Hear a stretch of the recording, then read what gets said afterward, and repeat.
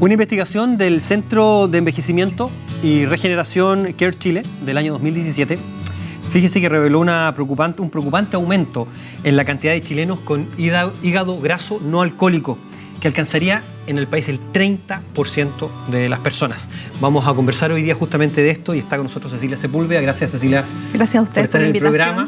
Nutricionista y además directora del Colegio, directora nacional del Colegio Nutricionista de Chile. Fíjate, cuando hablamos de hígado graso y nosotros hacemos este alcance, le ponemos este apellido, ¿no es cierto? Sí. Decimos hígado graso no alcohólico, porque finalmente también hay otras instancias, ¿no es cierto?, como el alcoholismo, que pueden llegar a estas situaciones. Exactamente. ¿Definir el hígado graso te parece para entrar en materia? El hígado graso es una entidad que hace un poco tiempo se empezó a considerar un criterio no tradicional de síndrome metabólico. Porque como tú decías, es hígado graso no alcohólico porque el consumo de alcohol semanal no debe ser superior a 40 gramos. Claro. Entonces ahí tú puedes decir, en realidad este hígado graso no alcohólico, ¿ya?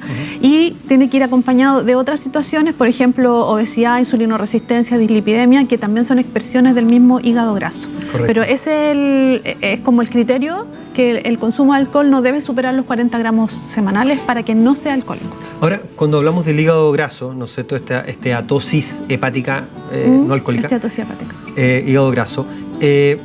Podemos entender en qué paciente podría existir, es decir, y aquí hay una descripción, a lo mejor el paciente obeso, tú decías con resistencia a la insulina, etcétera.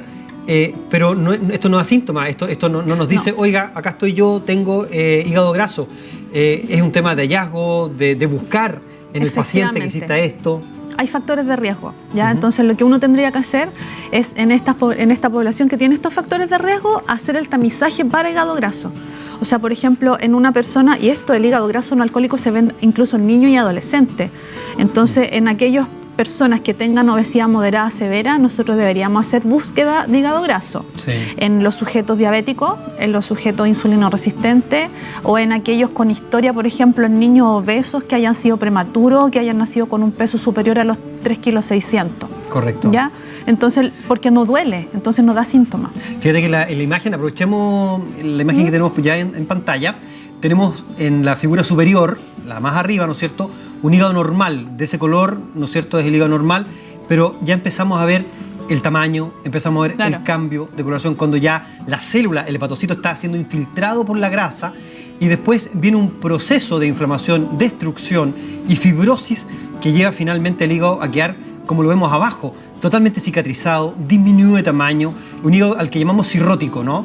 Y ahí tenemos una confusión, y queremos aclararla también, que muchas personas vinculan o relacionan la cirrosis al alcohol. Solo con el alcohol. Solo con el alcohol, claro. Y es finalmente donde terminan los pacientes alcohólicos en un hígado cirrótico, pero no necesariamente el paciente alcohólico. No, o sea, de hecho, las personas que tienen hígado graso no alcohólico, si no son tratadas, en un 40% de las veces pueden terminar con una cirrosis no alcohólica, ¿ya?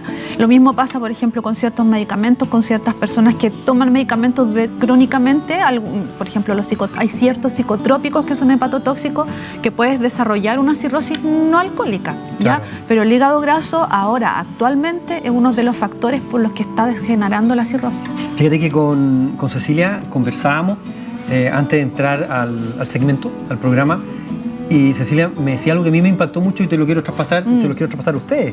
Cecilia hizo su tesis justamente en hígado graso. No alcohólico. No alcohólico. Sí. Y sorprendente, Cecilia, lo que tú me contabas de la pesquisa de esto en menores, en niños muy pequeños. Cuéntanos un poquito de eso que a mí me dejó impactado. Claro, el hígado graso, como viene desde la insulinoresistencia, y las personas que tienen factores de riesgo, como yo decía, por ejemplo, aquellos niños que nacieron prematuros, que nacieron grandes para edad gestacional, mayor de 3,6 kilos, 4 kilos, 4,1 kilos, los hijos de madres que hayan tenido diabetes gestacional, estos niños tienen de alguna forma una predisposición a almacenar grasa en lugares no tradicionales, por decirlo de alguna manera, que no es el tejido subcutáneo, sino que podría ser el tejido hepático y además es lo que se llama grasa visceral. Correcto. Entonces, en un niño que ha sido obeso desde que nació y lleva 7, 8 años con obesidad y que además tiene factores de riesgo, como por ejemplo en la familia hay diabetes, hay obesidad, este niño puede desarrollar hígado graso. sobre todo si tiene obesidad moderada a severa. Exacto. Por lo tanto, no podemos pensar que en un niño obeso el hígado graso no se va a desarrollar, porque sí se desarrolla. Podríamos tener, en base a lo que tú estás comentando, también un paciente o una persona de una contextura totalmente distinta. Podríamos tener una persona que es más flaca, hablamos quizás de un ectomorfo, mesomorfo, es decir, que son flacos o un poquito lo que rellenos. Se llama el flaco obeso metabólico. Exacto. Entonces tampoco confundirnos y que la gente sienta hasta como falsa seguridad de decir, no, pero si yo soy flaco y no tengo ningún problema. Hay que aclarar que en población obesa se va a dar más frecuente, pero el flaco obeso metabólico, no, exactamente. Exactamente, hay que tener mucho cuidado. Sí, hay que tener y una de las cosas que siempre decimos, esto en los chequeos que usted se está haciendo, ¿no es cierto? Ya puede empezar a aparecer algunas señales que nos pueden indicar hacia dónde está yendo esto. Pero es importante que esto requiere una ecografía, que esto requiere otros estudios también que nos permitan. Y transaminasa para poder llegar al diagnóstico. ¿Sabes qué? En nuestro Facebook, Doctor en Casa, pusimos una... le contamos a ustedes que nos siguen en Facebook que teníamos este tema preparado y pero muchísima gente empezó a preguntar, Cecilia, y me gustaría contestar a través de las pantallas junto a Cecilia las preguntas que usted nos hizo llegar a nuestra red social, a Facebook. Y tenemos, por ejemplo, a Noelia que nos pregunta, según lo que he leído, dice Noelia, el hígado graso no se forma por comer grasa, sino por exceso de carbohidratos y azúcares. Qué buena pregunta. Sí. ¿Y qué opinión tenemos nosotros? Nos pregunta Noelia Saldarriaga. Tiene en cierta forma y razón, porque en general las personas que desarrollan obesidad, que desarrollan insulinoresistencia, tienen que ver con cómo manejan los carbohidratos y los azúcares. Entonces, en un exceso de ingesta de azúcares y carbohidratos, tú puedes desarrollar hígado graso siempre y cuando vaya acompañado de insulinoresistencia también, ¿ya? Correcto. Y ya una vez que se instaló el hígado graso, la tolerancia a la ingesta de grasas disminuye, pero no por síntomas, sino que porque vas a ir acumulando más grasa en el hígado. Correcto. Fíjate que Luz Elena Chacana Castro dice, ¿qué se debe comer para el hígado teniendo hígado graso? Y al llevar una dieta, ¿se limpia el hígado? Es decir, ¿se mejora esta condición? Muy buena pregunta también. Muchas gracias, Luz Elena. En ciertos niveles, cuando el hígado graso parte, que se llama esteatosis hepática nomás, no hay inflamación fuerte y no hay fibrosis. Por lo tanto, en esa época, en esa etapa, podría ser reversible, ¿ya?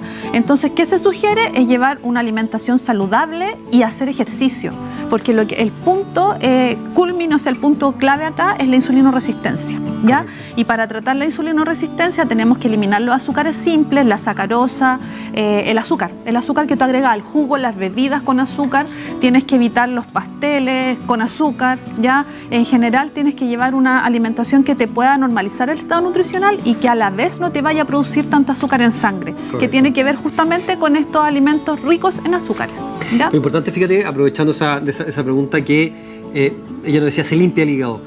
Podemos revertirlo, no cuando está en cirrosis, porque ya está dañado, ya está cicatrizado el hígado, está en muy malas condiciones, pero esta primera etapa inflamatoria, con actividad física, con una sana alimentación de la mano de un nutricionista, claramente eso lo podemos ir revirtiendo. Fíjate que Daniela Sáez, Seguel, nos pregunta, dice, cuando uno tiene hígado graso, ¿duele? ¿Existe dolor asociado a esto? Muy buena pregunta. Lamentablemente no duele. Decíamos que es silencioso, ¿no? Entonces es asolapado, por lo tanto, cuando tú empiezas a desarrollar el hígado graso no vas a tener sintomatología hasta que tienes una esteatohepatitis y hay fibrosis. Correcto. Por lo tanto, acá, respondiendo y complementando la pregunta anterior, o sea, hay que sospechar cuando ya tú tienes insulinoresistencia que puedes generar un hígado graso, por lo tanto hay que mejorar consumo de fibras, frutas, verduras para empezar a evitar un poquito desarrollar diabetes finalmente también. Fíjate que preguntaban por ahí, antes de ir al de Patita Gómez, que está acá, fíjate, nos preguntaban complicaciones y consecuencias que puede tener el hígado graso.